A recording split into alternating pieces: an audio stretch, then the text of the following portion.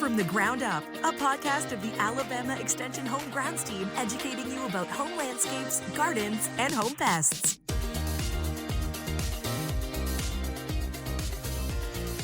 Dr. Meredith Shrader is our guest today. She is the insect diagnostician for Auburn University and Extension, and she's here to talk about insect home invaders and how we can control those creepy crawlies that get into our house, especially the ones that come into the fall. So welcome, Dr. Shrader. Yes, good morning. Thank you for having me.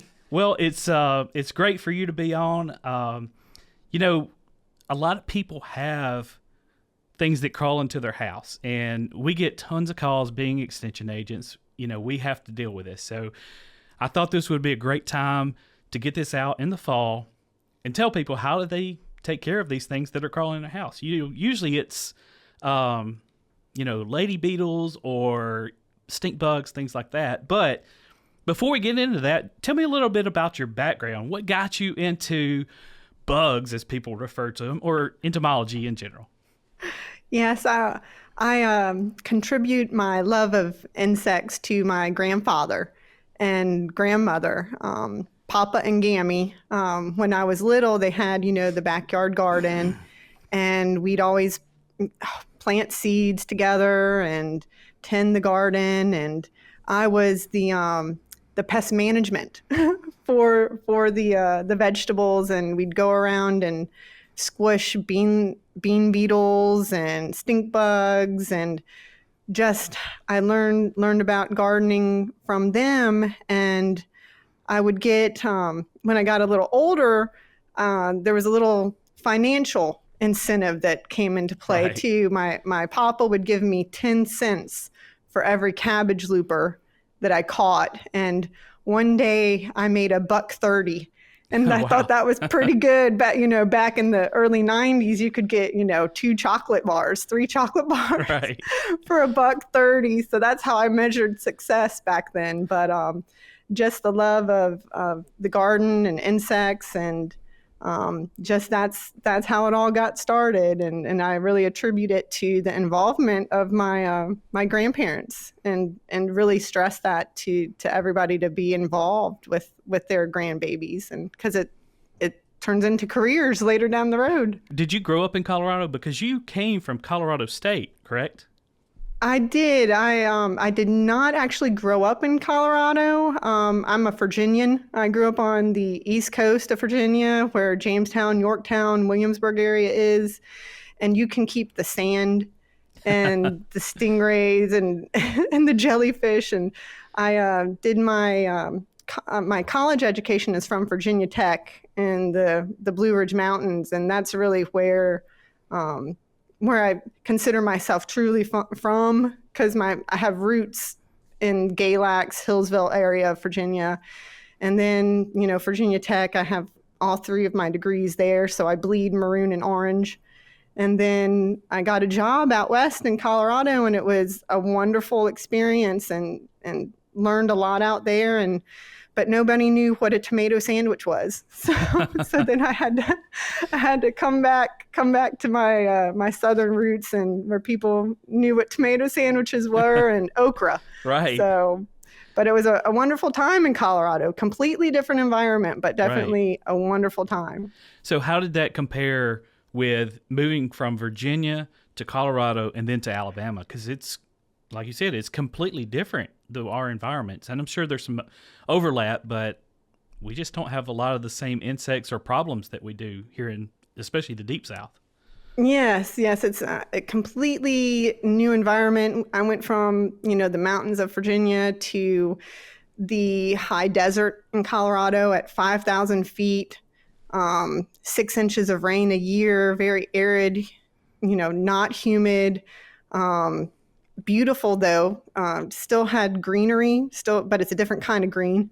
It's cactus green and Russian thistle and kochia green, and but we do, interesting enough, have some similarities though as far as agricultural pests go, because we've been able to modify the environment out there through modern irrigation techniques, that we're able to grow a lot of the same crops, even though our soils out west are very alkaline and lacking in organic matter. We're able to kind of coax them to produce things. And an interesting fact, recently the Palisade area in Colorado and Mesa County recently submitted a peach to the Guinness Book of World Records that weighed 2 pounds. Wow. 5 grams, something like that. So they now have the record for the largest peach ever grown. They took it from Georgia. Yeah. Georgia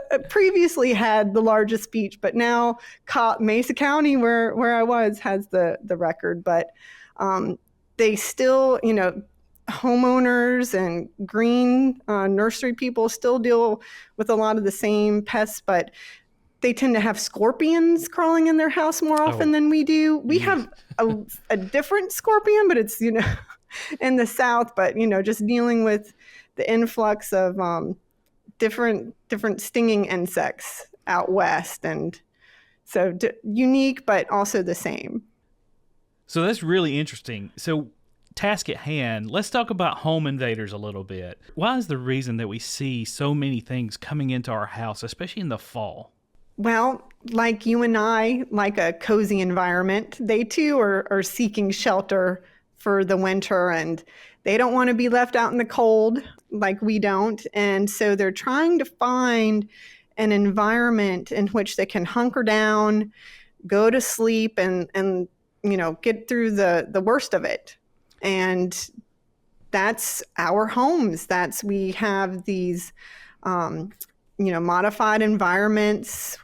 And we also have things on our house, not even necessarily inside the house that are attractive, but just your house itself is a large beacon, and insects like little nooks and crannies. And so siding on houses can be a place where insects can get in between the siding and, the OSB boards.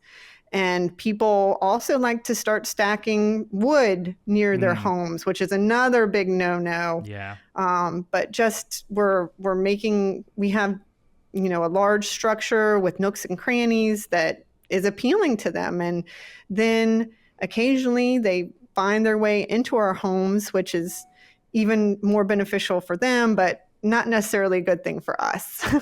So what's the most common thing that you see in your position is with home invaders? With home invaders in the fall, in particular, you've mentioned one at the beginning, I believe, the Asian multicolored ladybug. It likes to aggregate in large quantities together for the winter. And also the brown marmorated stink bug, which is a recent pest that has really come on to the scene, but it can be an invader of homes. Another one is the kudzu bug, which is similar to the stink bug, but smaller. And so those are kind of the big three that I get a lot of calls about. There are some other incidental ones like box elder bugs. They're red and black, very striking insects, but they can be a home invader. And another incidental one that I have even encountered is the brown, smoky brown cockroaches trying to come in. And then the ones that fly, which is unique to Alabama. I have never been attacked by a flying cockroach until I got to Alabama, but it's the Asian field cockroach. They're a smaller cockroach, but they come into your house looking for a nice place to overwinter. So flying cockroaches are not my favorite. I didn't even know that those were unique to Alabama. That's really interesting. I thought everybody had flying cockroaches. No, you guys are special. We're special now. But those are the probably the ones I get the most information or most concern about. I think probably my biggest volume of calls come from the Asian lady beetle coming in, and everybody calls, what do I do about these bugs? They're in my house. And I get lots of calls, especially in the fall. Like you see, they're seeking out shelter, so they stink. And that's really the big thing, other than they're messy, but they really smell bad. And if you get an infestation in your house, it's so annoying. It's terrible. One couple questions about those. One, what is it that makes them stink, and how are they different from regular ladybugs? Well, the Asian ladybugs, they do have a unique odor to them. It's just a chemical that they release as part of a group, calling their buddies in. And then also when you disturb them, they can release an odor as well. And that's basically when people are encountering that odor is, the presence of them. And then when you're trying to get rid of them, they get aggravated and can also start releasing that as a defensive mechanism. They also are mean little buggers in the fact that they do bite, which is very not nice, especially if you're used to picking up some of our native ladybugs, like the 7-spotted ladybug. They're just fine and dandy, but these guys, they smell, they invade in large numbers, and they bite. And they also stain your walls. So the best way to get rid of at least the Asian ladybug, if you have them in your house, is not to try to even collect them with a tissue, because then you're going to have a smear on your wall possibly. And so the best thing to do for those guys is take the vacuum and go around and hoover them up, or use your shark wand and get up in the corners real high and collect them that way. That way you're not risking being bitten, you're not going to stain your walls, and then you get them out of your house. I will add to that, you might want to empty your vacuum cleaner if you vacuum a lot of them up, because it does smell. Yes, that's the crucial part. Right. and don't just dump them outside. I know that because they might just come back in if they survive being sucked into that canister.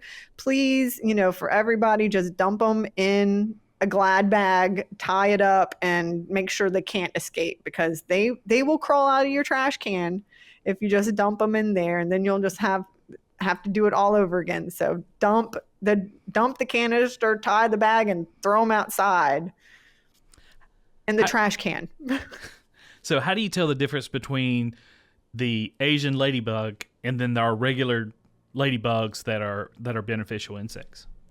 That's a really good question. And unfortunately, there's only really one characteristic that really sets them apart from our natives. Unfortunately, they come in so many different colors and so many different spot patterns that I can't give you a specific color or number pattern like I can say with the 7-spotted ladybug. I can tell you, go out and look for a red ladybug with 7 spots. But the Asian multicolored ladybug has a white W or a white M, depending on which way it's oriented. Right. But on its head, it has a white W. And that's one of the main characteristics of that ladybug, to be able to tell it apart. So you really have to have a trained eye to really tell it, and good eyes too. Let me say that too. Yeah, they can, and they are typically the only one that will invade your house, though. Oh. So if it's in your home or trying to get in your house around the window sills, our typical native ladybugs aren't going to be doing that. So that's a key characteristic. If it's trying to get in your home, it's definitely an Asian multicolored ladybug. If it has that W, then that's just another confirmation. So you can go ahead and get rid of that ladybug. We're not going to shame you for killing the ladybug, but that's one way to just tell. But so what about stink bugs? Stink bugs? Or the other stink bug you had mentioned earlier, the one that gets in our houses. Yeah, so there's two other stinky bugs. The brown marmorated stink bug is one, and then the kudzu bug. Both have been here just for a handful of years. But the brown marmorated stink bugs also invade homes, and these are ones that I swear teleport into your home, because you can find these in the most modern, recently built home that, everything's sealed. You got good weather stripping, good door sweeps, everything, caulking's good. And then boom, stink bug. They just appear. Just appear. Wow. So that's my opinion, is they have teleporting technology to get in your home. But they basically do the same thing as the Asian multicolored ladybug. They emit an odor when they're disturbed. They like to aggregate in groups. I've heard of people that didn't know they had them in their home, and they go to move a picture or move the drapes, and then all of a sudden they have 20 stink bugs that they've just disturbed or revealed.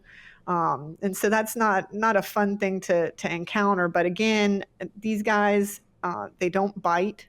So even if you grab them and handle them, they're not going to harm you. They just have that really bad odor, and just vacuuming them, getting them out is the best thing to do. So another one I get a lot of calls about is millipedes, and I've had them in my own home. They just get everywhere. You'll see one crawling across the floor. What do we do about those? Millipedes, yes. Specifically, the garden millipede is one that I get tons of calls about, pictures about, and they love Alabama. We have the high relative humidity. We get frequent rainfalls. And the reason a lot of people have them invading their homes is the fact that they like the organic matter that we use in our landscaping. And a lot of people don't realize that the mulch holds moisture for the plants, but also for the bugs and the millipedes and other little creatures.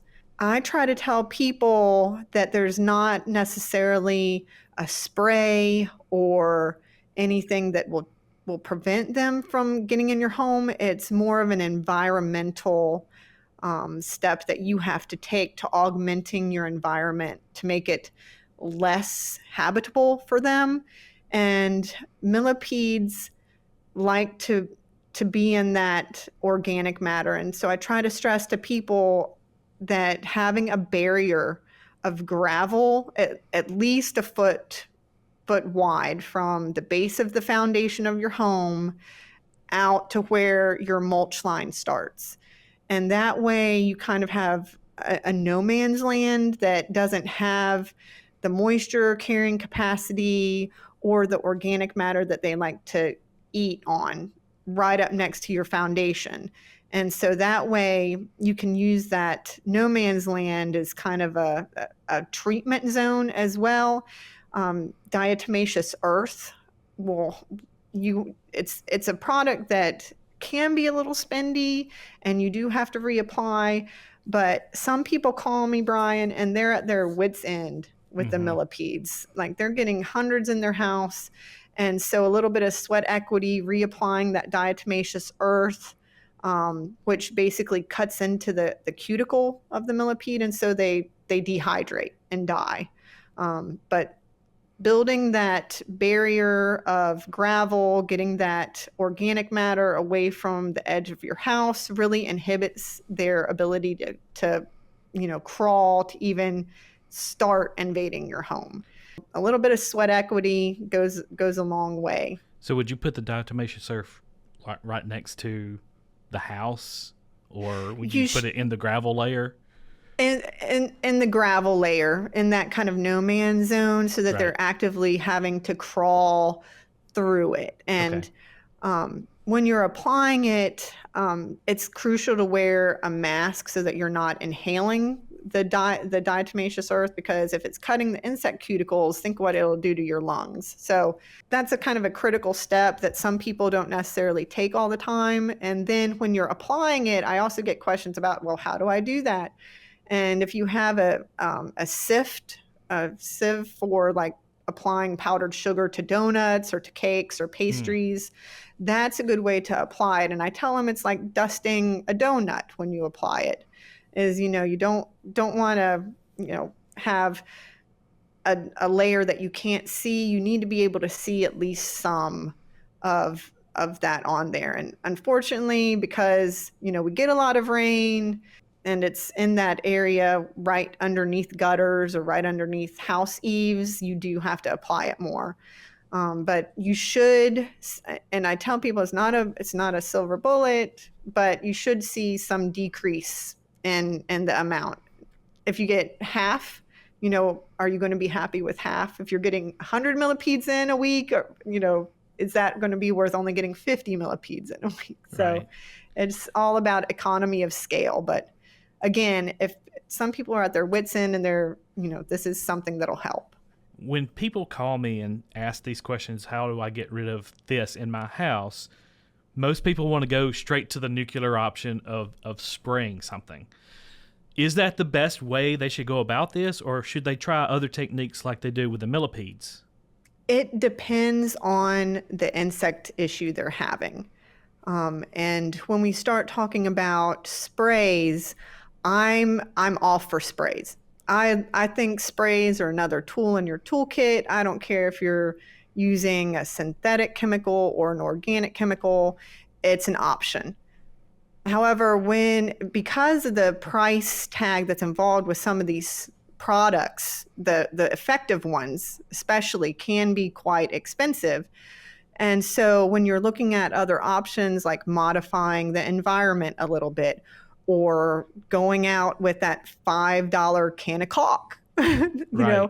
and spending a little bit of sweat equity versus monetary means, then that can really, that's your first line of defense, is trying to seal your house the best you can, maintaining your weather stripping, your door sweeps. And then if you still are having issues, then by all means, go ahead, get a product that has an effective ingredient against the insect or pest you're trying to get rid of. Another thing that I stress to people is reading the label, because some products do not work as well on certain insects. So it's critical that they call you or send a specimen to me or reach out and just double check what they're dealing with to make sure that the product is effective. Because that's another thing, is you go out and you spend $50 on something, you spray it, and then find out a week or two later when you still have the issue that, oh, well, it wasn't effective against what I had, so now I have to go and get something else. So now you're $100, a couple hours of time into this issue, and you're could have stopped it, cut it off a little sooner by getting an identification and then a proper product. When you're caulking around your house and sealing up cracks and making sure your floor sweep is good, that's good for your house anyway. It keeps your house from leaking warm air or cool air, whatever the case may be, and it's just a good practice to do. So make sure you're going around your house, sealing up those cracks. Make sure you're checking where wires or pipes or anything goes in your house too, because if there's a hole or a crack somewhere, they're probably gonna find it. Yes, except stink bugs, they teleport in. That's right. I forgot about those. I was just going to say that maintaining screens is also a good thing, because I know I am looking forward to opening up my windows for a little bit just to get the fresh air and the circulation in. And I'm guilty of using duct tape on the screens. Mm-hmm. That helps some, but again, maintaining screens and just general upkeep of your house. And you can have 100-year-old home and have it, some of these modern things added to make it a little bit more insect averse when it comes fall. But definitely a little bit of sweat equity is well worth it. Yeah. One of the entertaining things, I guess you would say, when I was a kid, I remember going to my grandpa's house, and we would always sit on the front porch because that's where he liked to hang out. And so I would sit on the front porch with him. But one of the things that was entertaining to me was he had a bug zapper. And that was the most entertaining thing to me. You know, we'd get some huge moth or something in there, and it would just thrill me as a kid. So, oh yeah, tell me about those. Are those effective? I mean, they were big in the '80s when I was a kid, so I don't know if they still sell those or not. Yeah. Oh no, it was like instant gratification. Right. You know, it was like, exactly. Or if like one of the big bugs, like you were saying, was like, and then it would finally stop. Yeah. So are those effective or? Well, on a scale that we're trying to, deal with, no, not really, no. But for having something out there, sort of. I mean, it's fun. Like you said, it's kind of entertaining. You feel like you're doing something to mitigate the insect population, but only certain insects are attracted to certain types of light. And so it's getting some insects, but not necessarily the ones that you'd want to kill. Like mosquitoes are more attracted to you sitting on the porch chatting with that CO2 that you're emitting than the glowing, light that you would want them to go to. Is like, go to the light. Right. It's like, nope, you smell pretty good sitting on the porch. So Right. That's where I'm going to go. So, but again, from the 80s, I'm a child of the 80s as well. And so it's just something, it was a good marketing incentive, and you do get that instant gratification of, yeah, I got another one, or, Right. oh, that was a big one, or, oh. So I wouldn't pay, $100 for it, but you'll get some and it'll be fun. It's entertainment value. So, yes, exactly. It's right now it's worth the price of some of these movies. Right. So since you opened the door to mosquitoes, what's an effective mosquito control? Because Alabama, we have tons of mosquitoes here. So what's the best way to control those? Definitely, you can cut down on the mosquito population specifically by emptying water containers or containers that hold moisture, or by refilling or emptying and then refilling things that are critical for them. Bird baths are notorious for having mosquito larvae because it's standing water and it's out in the open, and that's just one place that people don't really think about. Oh, the birds are using it, but mosquitoes are also using it. Things like children's play toys or toys that get left out there. And I'm really bad at going around and collecting the toys that my children use, and they should pick up after themselves, but they don't. That's just a fact of life. It happens. But emptying the red wagon that had 2 or 3 inches of water in it, or making sure that I dump out my pots. Everybody has the terracotta pots that with the plastic saucers underneath. Well, those can be breeding places for mosquitoes. And even I love ponds, but if you need to make sure you have fish in there that are going to eat the mosquito larva, or if it's small or a backyard little koi pond, you can get those mosquito dunks that have BT, which is Bacillus thuringiensis, which is a biocontrol agent, and the little mosquito dunks, put those in, standing water that's there for aesthetic reasons. But just something as simple as that can really cut down on the mosquito population directly around you. Are the dunks safe for animals? Yes, most definitely. And if you're a little concerned about, the ability of your dog to go and get it, you can weight them down and put them under the water or submerge them in some way. They're still going to release the product. It might happen a little quicker because more of the product is exposed to the water. But it'll be for peace of mind. It might not last as long. You might have to replenish it more frequently, but but it'll be out of sight and out of mind for your critters. But the BT is a safe biological product. Yeah, and BT's organic, so yes, it is an people like organic that product. word. Yes. That's right. That's right. Another insect that I get frequently into the office is the ant species, and we have tons of them in Alabama. The little black ants, the odorous house ants, specifically the ones that do get into your homes. Typically, I don't advise people use sprays like Raid. Those products are see 'em and kill 'em products, and they work great for roaches and wasps. But ants, really what you want to do is target the colony. And that the best way to do that is with ant baits. And typically most ants, not all, but most ants like the sugary baits year round. And so if you get a liquid bait product that has sugar, it'll usually say somewhere on the packaging if it's a sugar-based bait or a protein-based bait or a carbohydrate-based bait. The sugar ones are typically better. Those you can leave on the counter. Usually animals aren't going to be interested in lapping it up. But you do have to do a little bit of due diligence in finding the ant trail.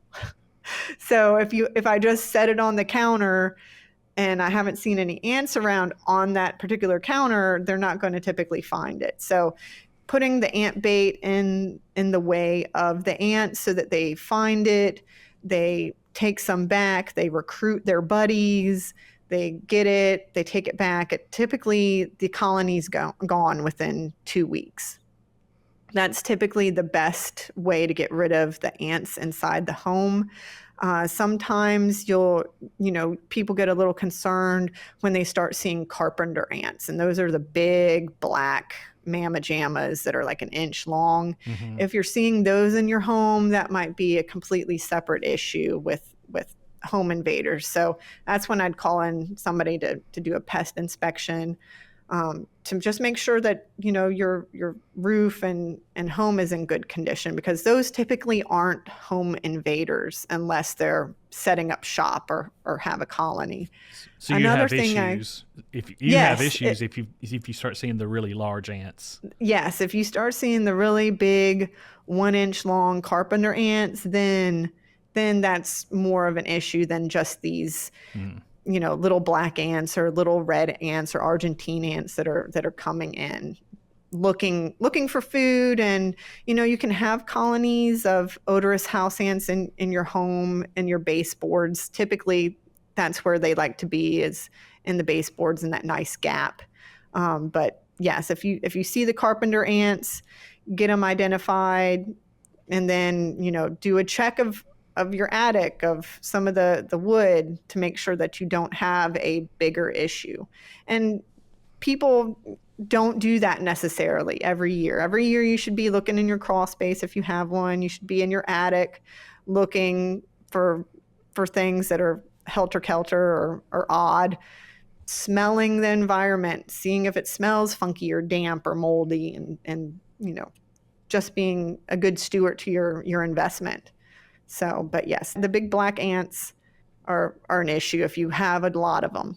One thing I do want to stress about ants is that you can get rid of fire ants in your environment, and I recommend that you do treat for those on your property. They're just not a pleasant thing to encounter. And, toddlers especially, they don't care where they sit down in your yard. And I guarantee you they will sit down right on the fire ant nest if you have one.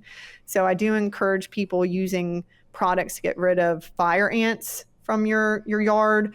I do not recommend that people wage an all-out war on all ant species in your yard. People want to get rid of everything, and it just becomes, well, how many hours a week are you going to invest in trying to get rid of, these ants or pavement ants that are, harmless? Or how much money do you want to spend on trying to get rid of the ants that'll be back in 2 weeks?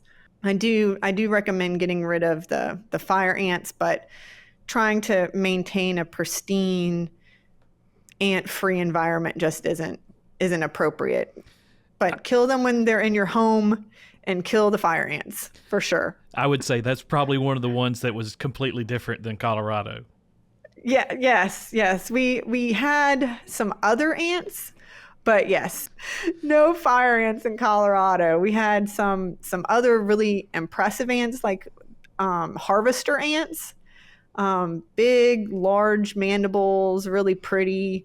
They cut down huge chunks of grass but yes, definitely not as mean spirited as the fire ants though. Right. They're just mean. They are. So Dr. Shrader, thank you so much for joining us today. I've learned a whole lot about how to keep our home invaders out. So hopefully, as you're listening to this, you will put some of these into play this fall, because you're probably going to get some of these coming into your house. So we appreciate you being here and giving us all this information. Yes, thank you for having me. And just remember, everybody, reach out to your local extension agent to get pests properly identified. I can look at specimens as well. I'm free. Just send me a photo. I'll get back to you in a timely manner, usually within 24 hours. So just keep us in mind. All right, thanks. Thank you, Brian. From the Ground Up is a production of the Alabama Cooperative Extension System.